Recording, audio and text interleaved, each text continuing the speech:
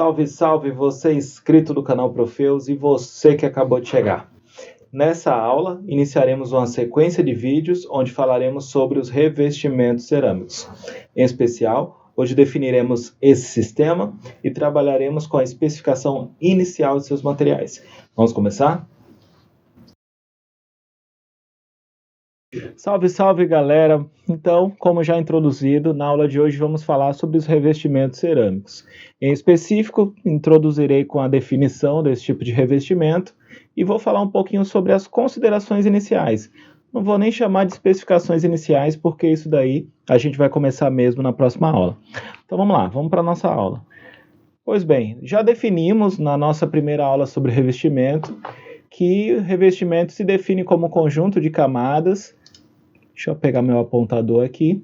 Conjunto de camadas que cobrem a superfície da estrutura ou vedo, desempenhando funções específicas.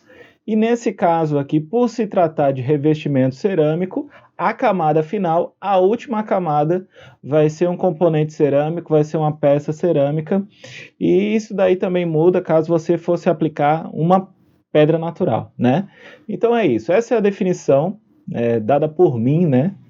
Não tem uma definição muito clara, procurei até referência normativa para ver se eu consegui uma definição específica, mas se compreende muito bem o que seria o revestimento cerâmico. E já apresentamos essas camadas em outras aulas, né?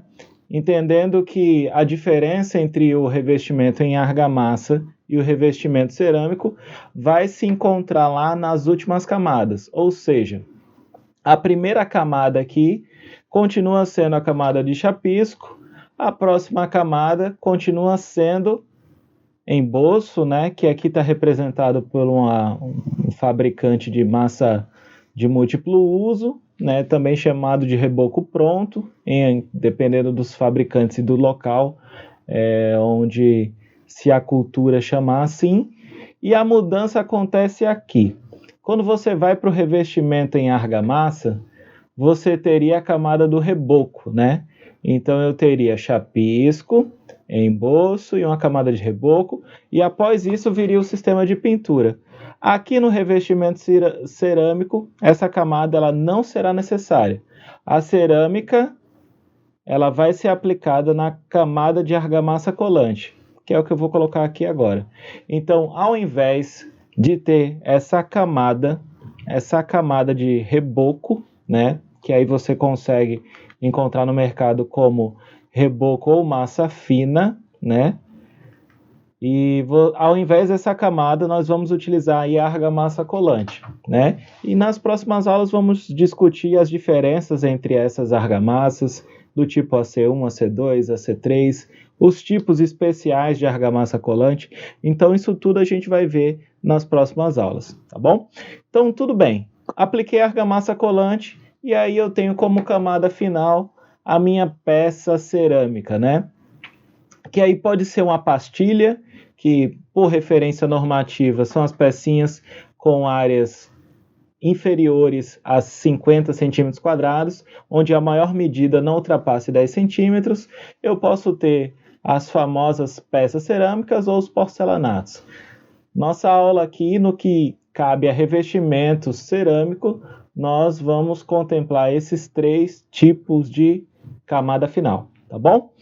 Então, qual é a proposta? Se essa é a definição, e vamos partir para as considerações iniciais, eu trago como especificação inicial ou consideração inicial que todos esses sistemas, todos esses serviços, quando são executados, eles precisam de projeto. E aqui no revestimento cerâmico não é diferente. E como é que isso se desenvolve, né? Tem aqui um fluxozinho de como isso é feito.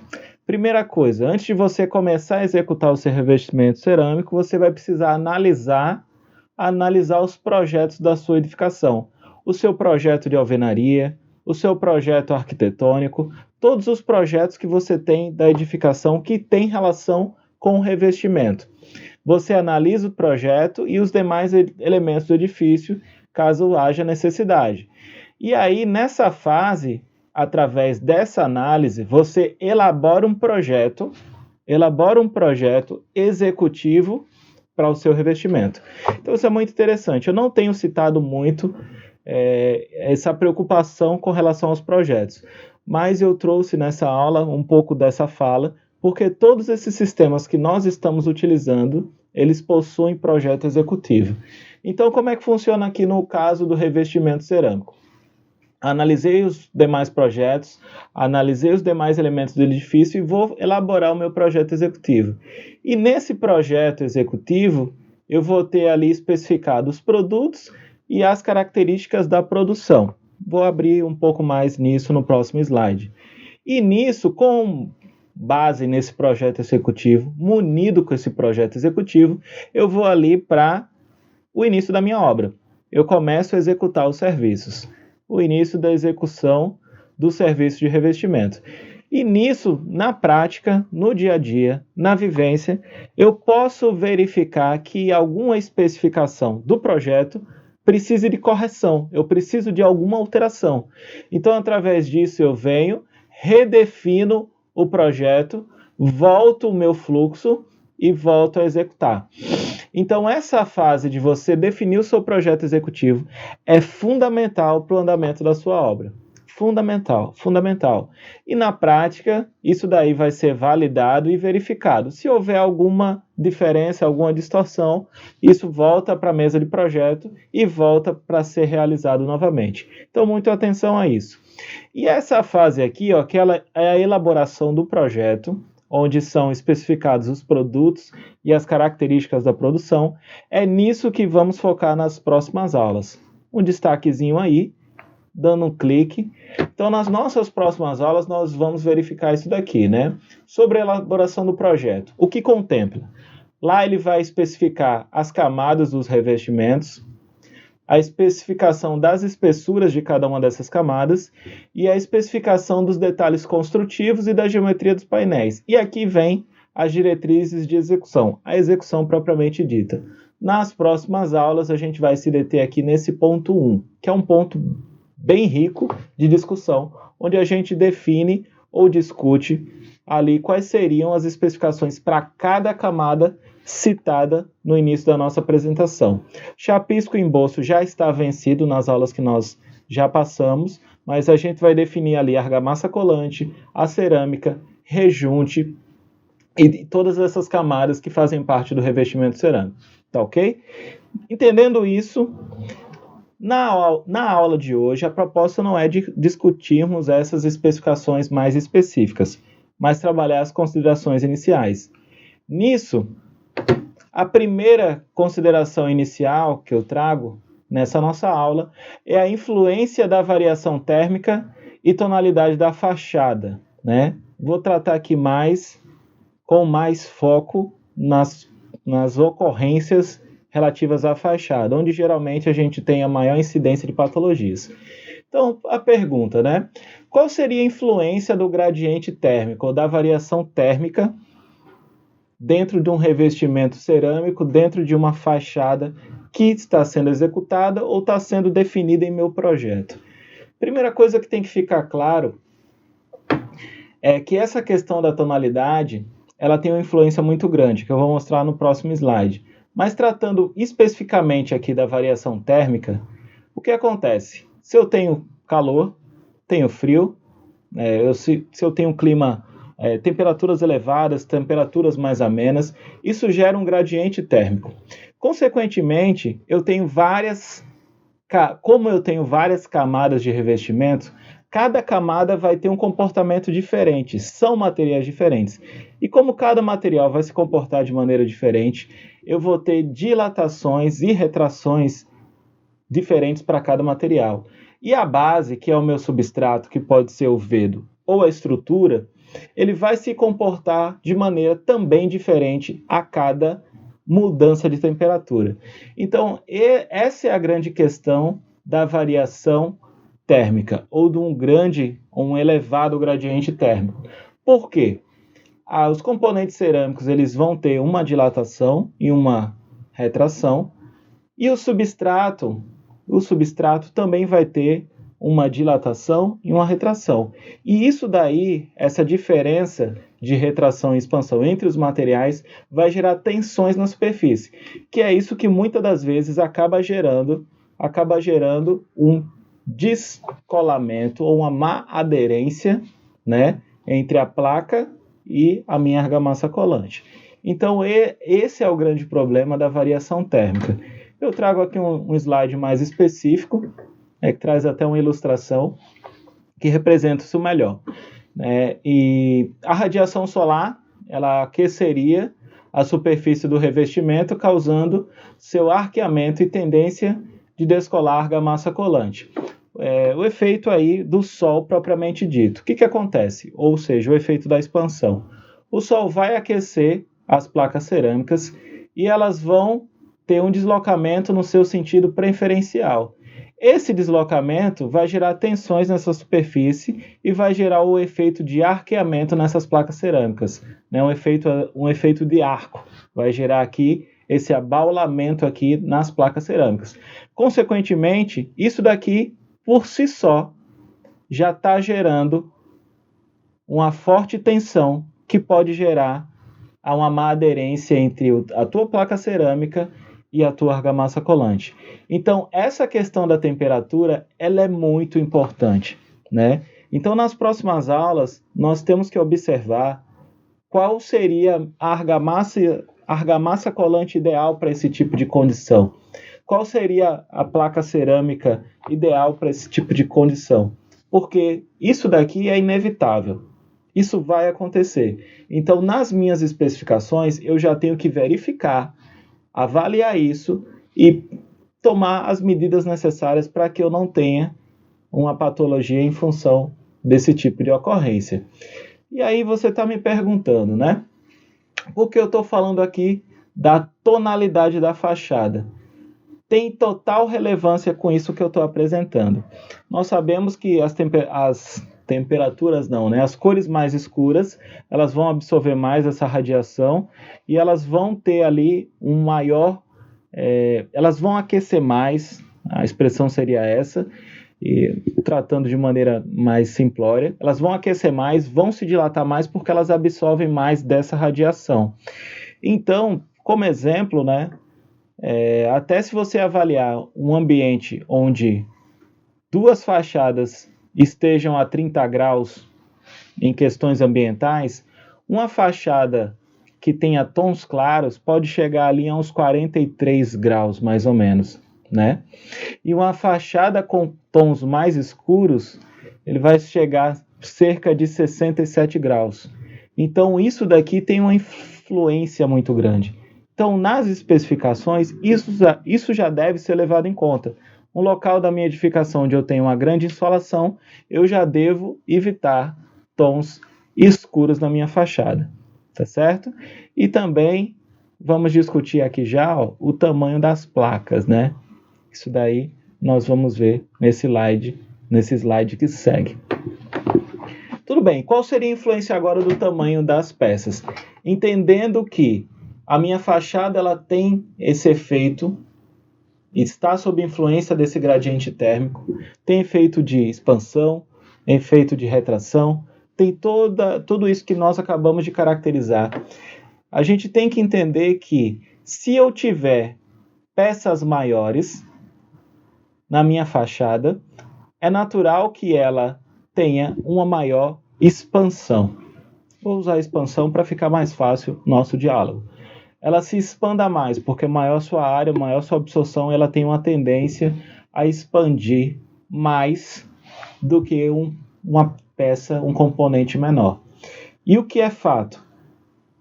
Se você pegar aqui uma fachada com a mesma área quadrada, com peças maiores, e a mesma área quadrada para peças menores, eu tenho mais juntas quando eu tenho as peças menores.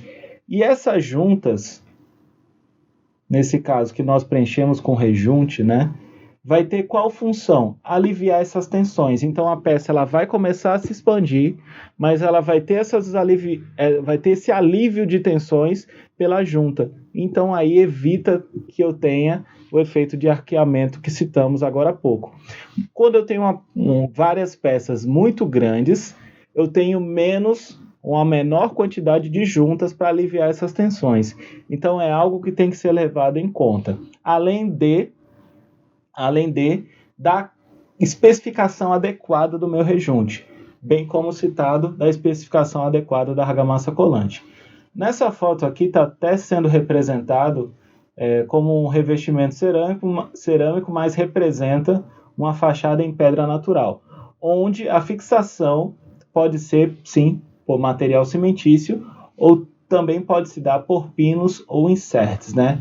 Então, muita atenção a essas diferenças. Influência do tamanho das peças e ausência de juntas.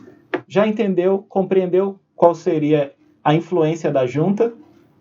Que são justamente os espaços onde eu não teria o componente cerâmico.